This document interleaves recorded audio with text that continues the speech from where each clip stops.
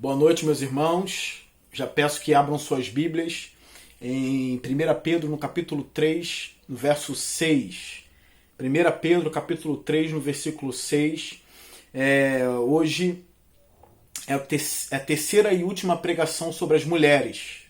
Pedro dedicou uma parte aqui das suas epístolas para aconselhar as mulheres e eu dividi em 3 pregações, em 3 sermões sobre as mulheres, tá? O primeiro é ganhando sem palavras. Esse foi o primeiro tema, né? Quando que as mulheres cristãs precisam se calar, parar de pregar o evangelho para os seus maridos ímpios, quando eles são ímpios, e ganhá-los sem palavras. Quando que elas precisam fazer isso? O outro tema é Pedro ordena que as mulheres cristãs sejam feias. Ali eu vou falar sobre beleza. A beleza interior, beleza exterior. E hoje o tema será Sara, a mãe das mulheres cristãs, tá bem? Então vamos ler lá, verso 6, na verdade versículo 5, só que nós vamos ler da parte C em diante, tá? Que diz assim: elas se sujeitavam cada uma a seu marido, como Sara, que obedecia a Abraão e o chamava Senhor. Dela vocês serão filhas se praticarem o bem e não derem lugar ao medo.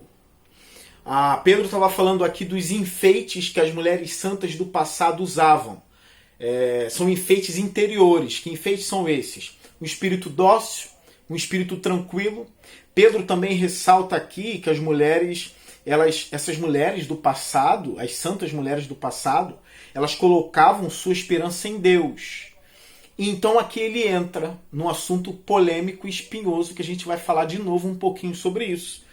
Elas se sujeitavam cada uma a seu marido. Então elas tinham um espírito dócil, um espírito tranquilo, colocavam a esperança em Deus, não nos maridos, em Deus, mas se sujeitavam cada uma a seu marido.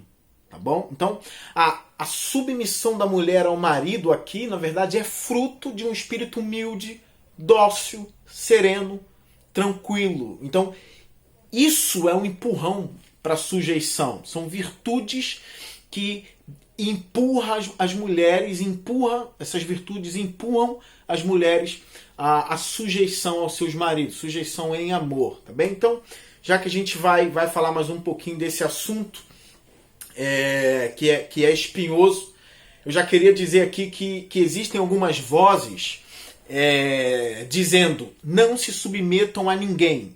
Algumas vozes no mundo, né? Não se submetam a ninguém. Não se sujeitem a ninguém nem a nada. Tá bem? E as pessoas estão tentando obedecer a essas vozes mundanas e ímpias. Estão tentando obedecer.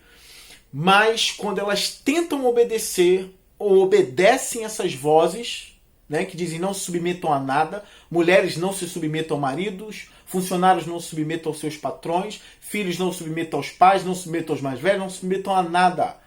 É um ódio à submissão. Tá? Parece um ódio à submissão. Mas quando eles falam isso, quando essas vozes surgem, quando essas vozes surgem na sociedade, elas já surgem com um tom de autoridade, dizendo: me obedeça, não se submeta. Conseguiram entender? Me obedeçam, não se submetam. E quando as pessoas tentam obedecer, essas vozes estão sendo submissas a elas. O que isso significa? Não tem como matar a submissão. Até quando você atenta contra a submissão, você está sendo submisso à insubordinação, à insubmissão. Então, você continua sendo submisso. A submissão, e aqui eu preciso falar isso, a submissão ela é imortal. Não tem como pará-la. A submissão é imparável, ela é imortal. A sociedade, para ter harmonia, ela precisa de submissão. A vida precisa de submissão. Nós somos cristãos, nós acreditamos que Deus é o Senhor da glória. Então a submissão ela é eterna. Os anjos continuarão submissos, nós continuaremos submissos. A submissão ela precisa existir para que haja harmonia. O ser humano aqui, nós vivemos numa sociedade, o ser humano precisa de lei. Se tem lei, ele está submisso às leis. Então não tem como essas vozes de irem contra a submissão, porque fazendo isso você já está tornando um monte de gente submissa a você, né? Na verdade, um monte de gente submissa a um sistema de insubordinação. São submissas, continuam sendo submissas. Vocês não deixaram de ser submissas. Vocês continuam sendo, tá bem? Então a sociedade precisa disso tudo. E se você for honesto, você vai olhar e você vai entender, não, realmente a sociedade, para ter uma harmonia, a submissão precisa existir, né? Mas ela existe, independente da sua opinião, ela sempre vai existir, tá? Então, pensando sobre isso, a luta, na verdade, não é contra a submissão, né? Não tem como lutar contra a submissão. Ela vai continuar existindo. O ódio, na verdade, é contra a família tradicional e não contra a submissão. Porque até aqueles que estão falando, na verdade, aqueles que estão obedecendo ao que está falando, está sendo submisso à voz dele, né? Está obedecendo a ele. Isso é submissão. Os professores, né, na academia, nas escolas, na verdade, quando eles ensinam, as pessoas obedecem, tem uma certa submissão ali também. Existe essa submissão. Tá? Se tratando de política, existe um bando de gente submissa a tudo quanto é ideologia. Entende? Então não é um ódio à submissão, é um ódio à família tradicional. É um ódio da mulher ser submissa ao marido. Então aqui a gente precisa tratar sobre a família, porque a submissão é imbatível. Agora a gente vai tentar falar um pouquinho sobre ela dentro da família. Porque ela precisa existir. Na verdade, ela existe dentro da família. Não tem como dizer, na minha família não há submissão. Mentira! Tem sempre alguém que manda. Ou, na verdade, tem sempre alguém que lidera. Tá bem? A submissão ela continua existindo até dentro da família. Tá? Então, a gente aqui precisa pensar o seguinte. Como é um ódio contra a família, é um ódio contra a palavra de Deus. Porque Deus instituiu essa família. Foi Deus que disse que o homem é o cabeça da mulher. Foi Deus que disse que a mulher se sujeita ao marido e os filhos se sujeitam aos pais. Esse é o padrão, essa é a harmonia de Deus para a família. É a maneira que Deus deu para que haja harmonia dentro de um lar. Essa é a maneira. Agora, o problema é esse. Você dizer, não, mas por que Deus botou a pior parte nas mulheres? Não é? A submissão. Por que ele botou algo tão horrível sobre os ombros das mulheres? Por que o homem tem que liderar e as mulheres têm que ser submissas a isso? Então aqui a gente precisa tratar disso, porque a submissão aqui dentro desse padrão de Deus de família, ela não é um peso. Ela não é um peso e nem é algo horripilante. Não é algo ruim para as mulheres. Não é isso. Tá? São papéis diferentes. Deus botou o homem como cabeça para liderar, as mulheres para se sujeitar aos seus maridos, mas isso não é que as mulheres não têm o mesmo valor que os homens. Para Deus, os dois têm o mesmo valor. Para Deus, eles são iguais. Tá? Mas tem papéis diferentes. Quando a gente olha a palavra de Deus, nós somos pecadores, os homens e as mulheres, nós somos pecadores. Então a palavra de Deus ela vai ferir as mulheres quando fala da submissão. Elas vão tomar um choque, vai dizer, mas que coisa horrível, tem que me submeter. Né? Mas preste atenção, os homens também tomam um choque quando ouvem o que significa ser cabeça, o que significa liderar a família. Porque Deus diz para eles o seguinte, vocês vão amar as suas mulheres como Cristo amou a igreja. E quando a gente olha para a figura do Cristo, como ele amou a igreja? Morrendo por ela. Pendurado numa cruz, envergonhado. Né? Estava nu, pendurado numa cruz, ensanguentado, morrendo pela igreja. Então quando os homens olham para isso, se eles atentarem para a seriedade que tem nisso, eles vão dizer, não, eu prefiro ser as mulheres. Né? Eu prefiro ser submisso do que ser o Cristo pendurado na cruz. Né? O que é mais horripilante? O que é mais horripilante? Você olhar para a igreja, né, adornada pelo Cristo, ou olhar para o Cristo adornando a igreja pendurado na cruz, totalmente imundo, sujo, desprezado ali, para que a igreja fosse gloriosa. Então, qual é o cenário mais horripilante aqui? É o cenário de Cristo. Então, para pensar. Quando a gente defende a família, a gente defende o que Deus fala sobre a família. Né? Então, quando a gente tá tratando dessa questão, os homens são feridos, gente. Não pense que a palavra de Deus está ferindo só as mulheres quando diz que sejam submissas aos seus maridos, não. É porque Deus colocou peso sobre os homens. Olhando aqui de forma prática, a vida dos homens tem menos valor do que a vida das mulheres. Porque quando as duas vidas estão em jogo, é a do homem que tem que ser perdida para que a da mulher continue existindo. Entende? Então, quando a gente defende o padrão de Deus aqui, a gente está defendendo a morte do homem. Na verdade, a gente está defendendo aqui a morte do homem para que a mulher viva. O que Deus pede das mulheres? Para que elas sejam auxiliadoras, para que elas complementem os homens. Um complementa o outro. O homem complementa a mulher e a mulher complementa o homem. Então, na verdade, não é menosprezar a mulher. É apenas dar um papel a ela, porque ela é diferente do homem. O homem foi feito diferente da mulher. Não são iguais. Basta você olhar até fisicamente. A gente não precisa nem olhar outras questões, basta olhar fisicamente. O homem não é mulher e a mulher não é homem. São diferentes. Deus fez os dois diferentes, a estrutura é diferente. Deus deu mais força para o homem ele é mais bruto, ele é mais forte. Tá? Olhando e sendo sincero, em força, o homem é mais poderoso do que a mulher. Só que Deus ordenou é que o homem usasse essa força não para agredir a mulher. Então o cristianismo, ele repudia toda agressão familiar. Todo homem que usa da força para agredir uma mulher, esse homem ele é repudiado pelo cristianismo. Ele é repudiado por Deus por fazer isso, pela palavra de Deus, porque a força que Deus deu ao homem foi para cuidar e proteger a mulher. Não para maltratá-la, não para agredi-la. Né? Mas para cuidar, para proteger. Então a estrutura é diferente. Tá? Eu sei que alguns vão dizer assim, a estrutura é diferente, mas se, por exemplo, uma lutadora de MMA, sei lá, vamos lá, a Cris Cyborg, mas se a Cris Cyborg te pegar, ela te dá uma surra. Não, eu sei que ela me dá uma surra. Eu não sou nenhum mestre das artes marciais.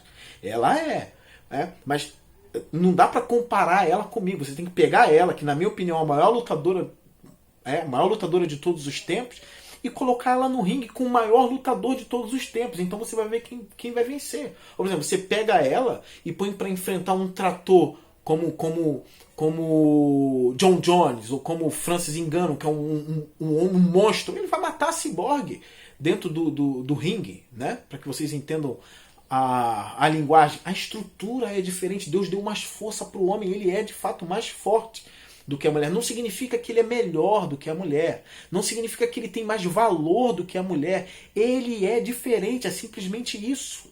Ele tem mais força, a estrutura é diferente. Tá bem? Mas diante de Deus, os dois têm o mesmo valor. É isso. Então, quando a gente está falando de família, a gente está falando de uma instituição também. A família é uma pequena sociedade. E a sociedade ela é composta de famílias. Então, se você defende, não, na sociedade eu entendo a submissão, porque ela é imbatível. Não tem como destruir. Sempre haverá um líder. Sempre vai ter um maior do que o outro, nesse sentido de submissão, tá bem? Sempre vai ter um mandando, sempre vai ter lei. Então, a submissão vai continuar existindo na sociedade, mas na família, alguns vão dizer, eu não concordo, tá? Porém, essa é a nossa proposta. Essa é a nossa proposta. A proposta cristã é a seguinte: precisa ter uma harmonia no lar. Precisa ter uma harmonia no lar. E a gente sabe que a subordinação e a sujeição e a liderança também, ela invade todas as instituições. Ela simplesmente, gente, para pensar nisso. A submissão e a liderança, as duas, simplesmente existem em todas as esferas, inclusive na família. Então essa ideia de que na minha família não tem submissão e não tem liderança, mentira. Tem alguém que lidera. Tem alguém que lidera. Mentira. Tem alguém que é o cabeça. Tem alguém que se submete. Tá? As pessoas usam todo tipo de artimanha para poder liderar, né? Ou para poder ser submissa também. Tá bem? Tem horas que a submissão pode fazer parte de um jogo, tá? Até mesmo para tomar o poder. Tá bem? Mas ambas, a liderança e a submissão, simplesmente existe até mesmo no lar. O que Deus fez? Isso não tem como quebrar, não tem como tirar, são imortais. A liderança e a submissão são imortais. O que Deus fez? Ele harmonizou, entende? Então a família é essa harmonia. Tá? O homem é o cabeça e a mulher é auxiliadora. Tá? Mulheres, sujeitem-se aos seus maridos. Tá? A gente encontra a submissão em Cristo, como eu falei. Tá? Ele se submeteu ao Pai, mesmo sendo igual a Deus. Ele se submeteu, ele foi obediente até a morte de cruz. Tá? Então a gente vê isso em Cristo. Em Cristo. A beleza da submissão, o presente da submissão em Cristo. Entende? E a gente também vê a liderança nele. Ele é ao mesmo tempo cabeça da igreja. Tá? Então, os papéis, repetindo aqui, eu sei que às vezes é bom repetir as coisas para ficar, para frisar, tá bem? O homem lidera em amor e Deus colocou esse peso no homem. Você vai amar a sua esposa não de qualquer maneira, mas como Cristo amou a igreja e se sacrificou por ela. É dessa forma que você lidera. Ou seja, não é um autoritarismo. Tá? A autoridade não pertence ao homem. Isso é importante. A autoridade pertence a Deus. A mulher não é propriedade do homem. O cristianismo não defende isso. O cristianismo não defende que a mulher é propriedade do homem. Não defende. O cristianismo defende que tanto o homem quanto a mulher pertencem a Deus. Os dois pertencem a Deus. Deus harmonizou essas duas coisas que são imortais, que simplesmente para pensar nisso depois. Para e depois vai refletir nisso. Que tanto a liderança quanto a submissão são imortais, servem para harmonização, para harmonia. Elas simplesmente são imbatíveis e existem em todas as instituições, em todas as sociedades, em todas as esferas, inclusive na família. Entende? Na família existe. Então, se alguém disser, na minha família não tem isso, mentira, tem. Alguém lidera. Alguém lidera. Tá? Então Deus harmonizou essas duas coisas que são imbatíveis, Deus harmonizou e botou os papéis ali. Homem, o seu papel é liderar. Porém, a liderança requer amor, olha só, amor e, se preciso, a morte. Tá bem? Mulheres, sujeitem-se aos seus maridos. Sujeitem-se aos seus maridos. A submissão é isso, é uma auxiliadora, é um complemento do homem, tá bem? Que Deus colocou como cabeça. Ajude ele a liderar, ajude ele a ser o líder também, né? Como a gente defende no cristianismo espiritual, material, em tudo, na casa. Ajude ele, ajude a sair dele a melhor parte da liderança possível que Deus deu ao homem. Entende? Então, eu sei que as pessoas odeiam, vão odiar esses discursos e tudo mais, mas não tem como combater a submissão. Ela simplesmente existe. E pensa naquilo que eu falei também. Pensa naquilo que eu falei. A palavra de Deus não fere só a esposa. Ela vai ferir muito o marido quando ordena ao marido a morrer pela esposa, a se sacrificar pela esposa para tornar ela gloriosa. Essa é a ideia. Essa é a ideia. A função do marido. Eu sei que é difícil. Agora os maridos torcem o nariz. Mas o propósito dele é liderar para tornar a esposa gloriosa. Gloriosa. Para não ficar só nas minhas palavras, eu sei que se você é cristão, frequenta uma igreja, você já leu muito isso. Né? Então preste atenção. Olha Efésios capítulo 5 no verso 22. Mulheres, sujeite-se cada uma ao seu marido como ao Senhor. Pois o marido é o cabeça da mulher, como também Cristo é o cabeça da igreja, que é o seu corpo, o qual ele é o Salvador. Assim como a igreja está sujeita a Cristo, também as mulheres estejam em tudo sujeitas aos seus maridos. Paulo não para aí, ele continua. Maridos, ame cada um a sua mulher, assim como Cristo amou a igreja e entregou-se por ela. Olha só, para santificá-la, tendo-a purificado pelo lavar da água mediante a palavra, e para apresentá-la a si mesmo como igreja gloriosa. Olha só, igreja gloriosa, sem mancha nem ruga, ou coisa semelhante, mas santa e inculpável. Viu como a palavra de Deus fere os maridos também? Para que você não pense, meu Deus, mas por que a submissão é horrível? Não é horrível. Há uma beleza na submissão, porque a igreja ama a Cristo submetendo a Ele. Né? Porque Ele morreu pela igreja, Ele tornou a igreja, Ele deu valor à igreja, Ele tornou a igreja gloriosa. Ele morreu, se sujou para que a igreja fosse gloriosa. Tá? Quando eu falo se sujou, não estou falando que Cristo pecou não, tá? Mas que ele levou as sujeiras da igreja. Então, a função do líder, do marido é se entregar para tornar a mulher gloriosa. Isso, olha como é diferente, gente. Olha a proposta do cristianismo. Né? E as mulheres, então, se sujeitar ao marido como a igreja se sujeita a Cristo. Há uma beleza, há uma harmonia nisso tudo. Esse é o padrão de Deus para a família, essa é a harmonia. Tá? Repito, talvez pela última vez, Deus pegou as duas coisas imbatíveis, que é a liderança e a submissão, e harmonizou tudo isso para que a família possa existir, para que haja paz, para que haja uma ordem na família, que também é uma instituição. Tá? E eu quero ler aqui o último texto sobre isso, que a gente tem mais algumas coisas para falar. Tá? O último texto sobre isso é 1 Coríntios, no capítulo 11, no verso 7 em diante. Olha o que diz, 1 Coríntios 11, verso 7. É um texto que alguns, a maneira como, quando eu for lendo esse texto, alguns vão dizer assim, não, mas que texto machista, né? Mas depois, quando eu terminar a leitura desse texto aqui, eu vou dizer, estou entendendo mais ou menos, tá bom? Verso 7. O homem não deve cobrir a cabeça, visto que ele é a imagem e glória de Deus, mas a mulher é a glória do homem. Pois o homem não se originou da mulher, mas a mulher se originou do homem. Além disso, o homem não foi criado por causa da mulher, mas a mulher foi criada por causa do homem. Olha a posição de Paulo aqui. O homem não foi criado por causa da mulher, mas a mulher foi criada por causa do homem. Ele diz, o homem não se originou da mulher, mas a mulher se originou do homem. Né? Então aqui ele está dizendo o homem é o cabeça, porque o homem não veio da mulher, mas a mulher veio do homem. Então ele continua, verso 10. Por essa razão, e por causa dos anjos, não vou entrar nessa questão, né? Por essa razão e por causa dos anjos, a mulher deve ter sobre a cabeça um sinal de autoridade. Mas olha o versículo 11. No Senhor, olha só, no Senhor, todavia, a mulher não é independente do homem, nem o homem independente da mulher. Ou seja, no Senhor, todavia, a mulher depende do homem. Ela não é independente do homem, ela é dependente do homem. E o homem também é dependente da mulher. Verso 12.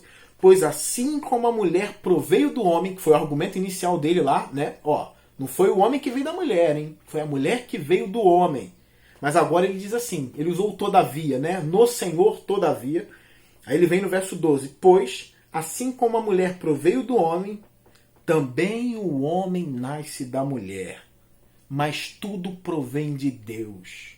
Isso aqui mostra aquilo que eu tinha dito para vocês, que o homem não é autoridade. Por mais que a mulher tenha vindo do homem, segundo a Bíblia, segundo a palavra de Deus, Paulo usa um no entanto aqui, na verdade o todavia, né? Os homens também vêm da mulher. Seguinte conclusão, que ambos provêm de Deus. Que a seguinte conclusão, ambos vêm de Deus. A autoridade é de Deus. O homem não é autoridade. E a mulher não é propriedade do homem. Nem o homem propriedade da mulher.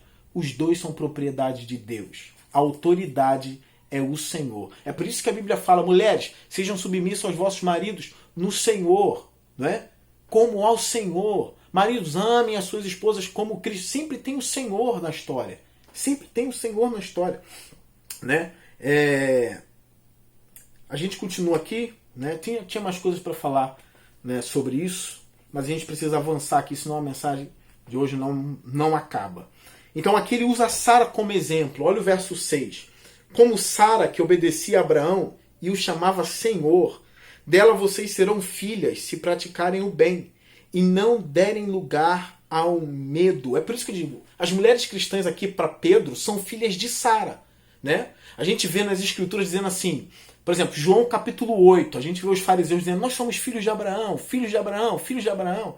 Né? A gente vê em outros lugares da escritura, né, dizendo, pai Abraão, pai Abraão. Aqui Pedro traz uma novidade. Qual é a novidade? Que Abraão, não é somente Abraão que é pai, mas Sara é mãe. Né? Então, Sara deve ser a mãe das mulheres cristãs, porque ele está escrevendo isso para as mulheres cristãs. Então ele está dizendo, tenha Sara como mãe, ou seja, Sara como exemplo. É isso que ele está querendo dizer. Né? Pratiquem as coisas que Sara praticou, tenha ela como exemplo, viva como Sara. Tá bem? Se bem que a gente, olhando para Sara, aqui a gente vê um monte de imperfeição em Sara. Sara não é aqui exemplo de perfeição. Não é exemplo de perfeição. Por exemplo, se a gente for ler lá em Gênesis, no capítulo 12, olha o que a gente encontra aqui. E alguns podem até dizer, olha como Abraão deu uma ordem para Sara, né, como ele foi machista aqui, mas na verdade não é. Né? Olha só, Gênesis 12, no verso 10, diz assim: houve fome naquela terra, e Abraão desceu ao Egito para ali viver algum tempo, pois a fome era rigorosa. Primeiro ponto, não tinha para onde ir. A fome era rigorosa, não tinha para onde correr. Verso 11. Quando estava chegando ao Egito, disse a Sarai, que é a Sara, sua mulher: bem sei que você é bonita. Quando os egípcios a virem, dirão: esta é a mulher dele. E me matarão, mas deixarão você viva. Diga que é minha irmã, para que me tratem bem por amor a você e minha vida seja poupada por sua causa. Quando Abraão chegou ao Egito, viram os egípcios que Sarai era uma mulher muito bonita. Vendo-os, os homens da corte do faraó elogiaram diante do faraó, e ela foi levada a seu palácio. Ele tratou bem Abraão, por causa dela, e Abraão recebeu as ovelhas e bois, jumentos e jumentos, servos e servas e camelos. A gente sabe que depois Deus puniu o faraó para que ele não cobitasse com Sara e devolveu Sara a Abraão. Mas qual é o ponto aqui? Sara obedeceu a Abraão, como Pedro está dizendo, né? Que ela era um exemplo, que ela obedeceu ao seu marido, ela obedeceu a Abraão. Ela foi obediente aqui, mas Abraão, na verdade, ele não foi machista aqui. O ponto era, eles não tinham para onde ir. A fome era rigorosa, eles iriam morrer de fome. Tinha comida no Egito, ele foi para o Egito, ele sabia que a mulher dele era muito bonita. Eles eram casados, a mulher dele era muito bonita.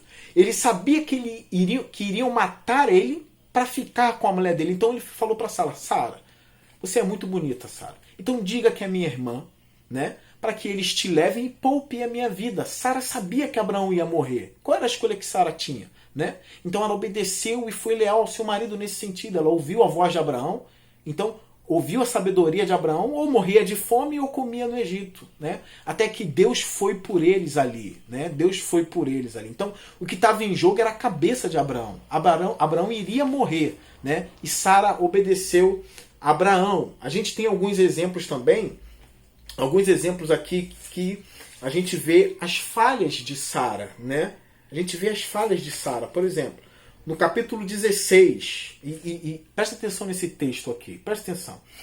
Diz assim, capítulo 16, no verso 1. Ora, Sarai, mulher de Abraão, não lhe dera nenhum filho. Como tinha uma serva egípcia, chamada Agar, disse a Abraão: já que o Senhor me impediu de ter filhos, possua a minha serva. Talvez eu possa formar família por meio dela. Abraão entendeu a proposta de Sarai.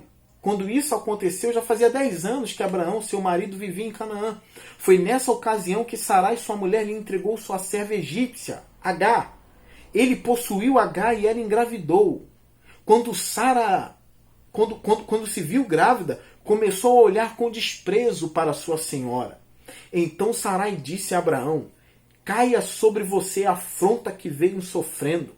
Coloquei minha serva em seus braços e agora que ela sabe que engravidou, me despreza. Que o Senhor seja juiz entre mim e você.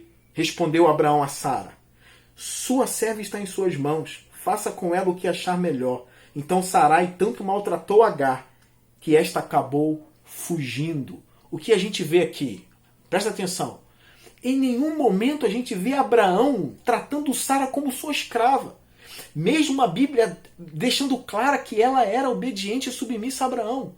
Em nenhum momento, olha o trato aqui. Eu sei que nesse diálogo tem pecados aqui, tem falhas aqui. Tá? Nesse diálogo aqui eles não são exemplo. Né? Sara oferece a sua escrava, né? Porque ela era estéril, ela ofereceu a sua escrava. Abraão deitou com a sua escrava, ela engravidou. Então a escrava começou a desprezar Sara ali. Sara viu aquele desprezo, ficou com raiva. E mandou Abraão, falou: Abraão, manda ela embora. Despede essa mulher, porque ela está me maltratando. Ou seja, é como se a culpa fosse de Abraão. Ele deveria ali, de alguma... Parece, isso aqui eu estou inferindo aqui, né? Deveria tratar Agar para que Agar não desprezasse Sara. Mas não adiantou. Agar tinha um filho de Abraão e ela desprezou Sara. O que Sara faz? Ela não temia o marido. Ela não tinha medo do marido. Não tinha medo do marido. O que ela fez aqui? Despede essa mulher. Despede ela. Então Abraão ouviu todos os conselhos de Sara aqui. Gente, Isso é um texto antigo, muito antigo. Põe antigo nisso. E eu não vejo machismo algum aqui. Até quando Abraão pediu para que Sara, né, falasse que era irmã dele para que ele não morresse, então ela fosse com Faraó, aquilo ali eu não vejo o Abraão tratando-a como uma escrava. Na verdade, Sara sabia que o marido dela iria morrer. Essa é a questão. Abraão vai morrer se eu não fizer o que ele está falando aqui. Então eu vou acatar o que ele está dizendo pela vida dele. Tanto é que o texto lá em Gênesis 12 diz assim: trataram Abraão bem por causa de Sara, que obedeceu à voz de Abraão. Mas aqui nesse texto, a gente vê Sara falando coisas que talvez você não saberia se eu não lesse aqui, né? Parece que ela está dando ordens a Abraão, parece aqui, e Abraão acatando, despede ela. Quando mandou, né, vai lá, se deita com a minha escrava, eu dou ela a você, ele acatou. Pois, ó, ele está me desprezando, manda ela embora. Abraão acatou e mandou a mulher embora. A gente vê isso se repetindo aqui na frente, no capítulo 21 de Gênesis, no verso 8. O menino cresceu e foi desmamado. No dia em que Isaac foi desmamado, Abraão deu uma grande festa. Sara, porém, viu que o filho de Agar, a egípcia, dera a Abraão estava rindo. Calma aí. Sara, porém, viu que o filho que Agar, a egípcia, dera a Abraão estava rindo de Isaac. E disse a Abraão: livre-se daquela escrava e do seu filho, porque ele jamais será herdeiro com o meu filho Isaac. De novo Sara falando para Abraão: livre-se dele. Verso 11. Isso perturbou demais Abraão. Olha. Pois envolvia um filho seu. Mas Deus lhe disse: não se perturbe por causa do menino e da escrava. Atenda a tudo que Sara lhe pedir. Deus dizendo, hein? Atenda a tudo que Sara lhe pedir. Porque será por meio de Isaac que a sua descendência há de ser considerada. Mas também do filho da escrava farei um povo, pois ele é seu descendente.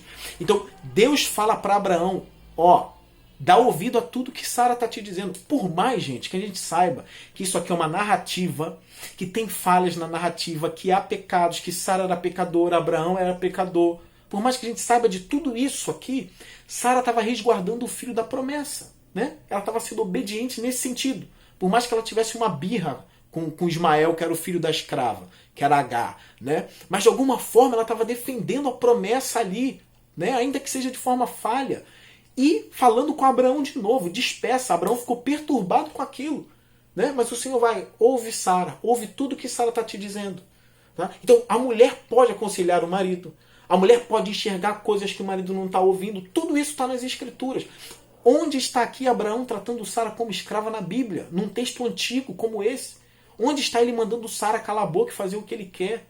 Não tem isso aqui, né? O que a gente vê é Sara falando para Abraão: faça isso e faça aquilo. Eu não estou dizendo que a mulher vai mandar, vai ficar... É uma narrativa aqui, né? Deus teve que chegar para Abraão: ó, ouve o que Sara está dizendo, tá bom? Então é uma narrativa, uma narrativa cheia de falha. Eu sei, tá? Então, nesse sentido, nessas falhas aqui, não é para você obedecer Sara, é óbvio. Quando Pedro manda você obedecer Sara, é na prática do bem, né? Quando ela obedeceu a Abraão, óbvio, quando ela chamou Abraão de meu Senhor, o respeito que ela tinha por Abraão, né? Eu sei que a gente está lendo as Escrituras várias vezes, mas é importante para você aqui. Olha Gênesis 18, no verso 9. Onde está Sara, sua mulher? Perguntaram, ou seja, os anjos do Senhor que estavam ali, o anjo do Senhor que estava ali, né? Onde está Sara, sua mulher? Perguntaram. Ali na tenda, respondeu ele. Então disse o Senhor: voltarei a você na primavera, e Sara, sua mulher, terá um filho. Sara escutava a entrada da tenda atrás dele. Abraão e Sara já eram velhos, de idade bem avançada, e Sara já tinha passado da idade de ter filhos.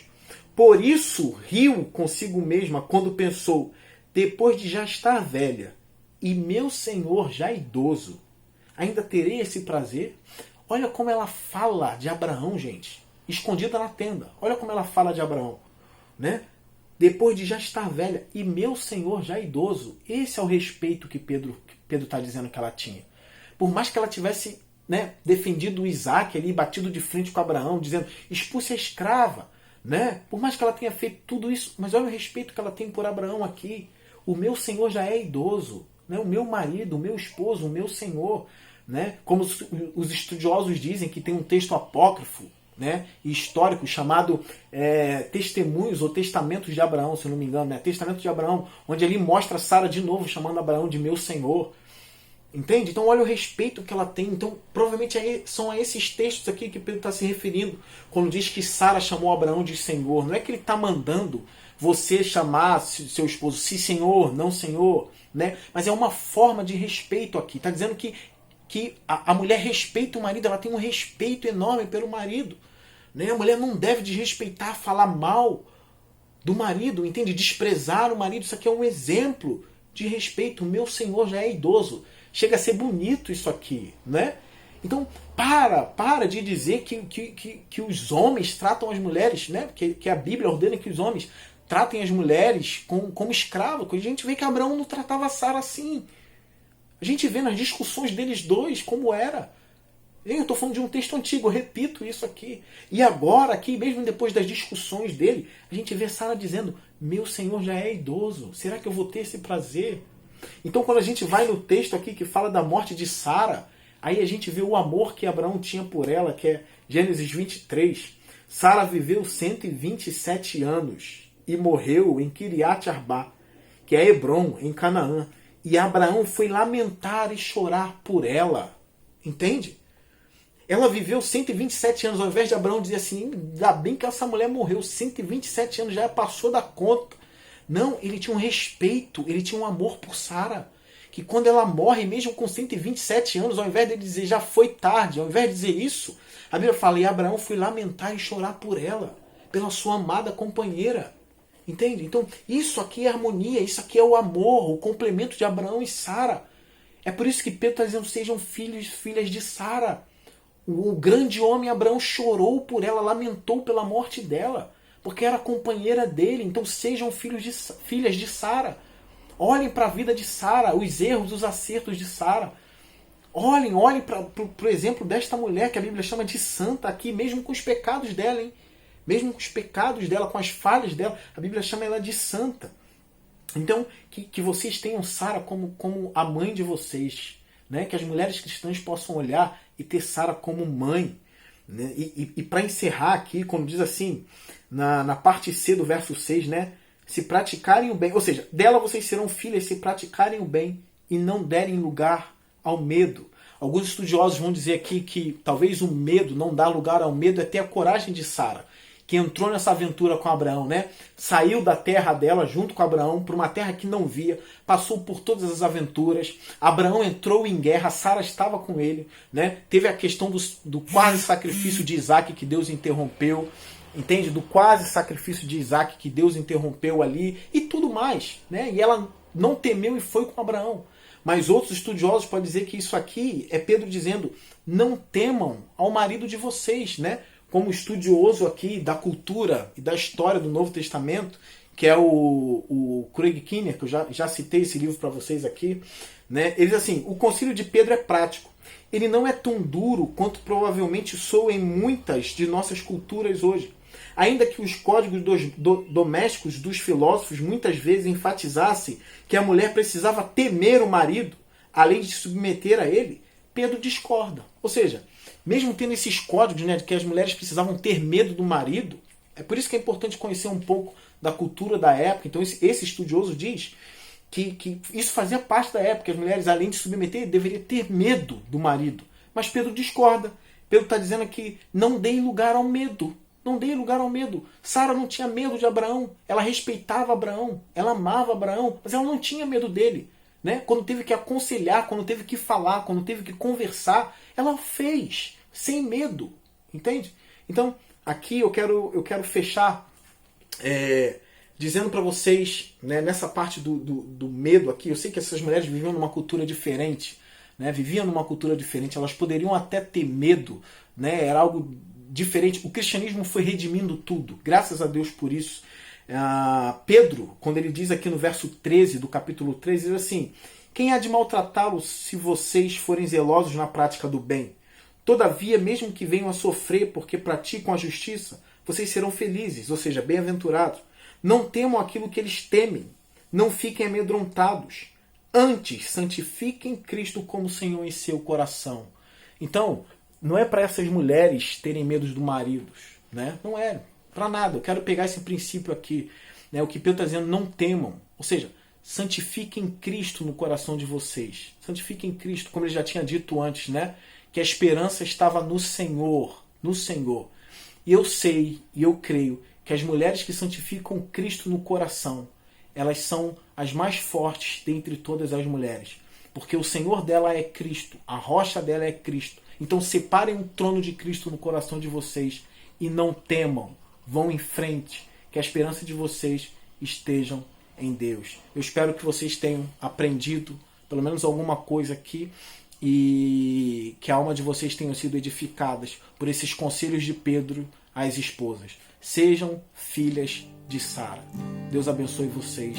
Amém. Seja engrandecido, ó Deus da minha vida. Tu és o Deus da minha salvação. És a minha rocha, a minha segurança. Meus lábios sempre te exaltarão.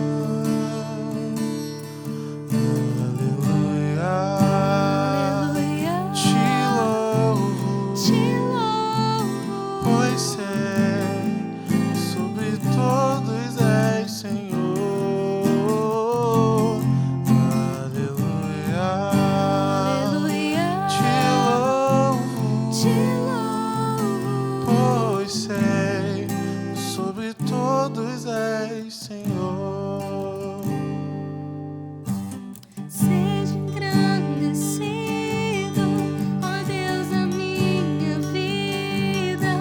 Tu és o Deus da minha salvação. És a minha rocha, a minha segurança. Meus lábios sempre te exaltarão.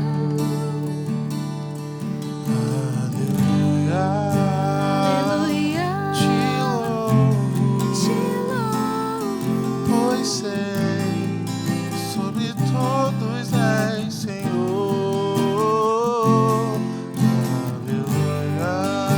Aleluia, te louvo, pois sei, sobre todos és Senhor. Aleluia, aleluia,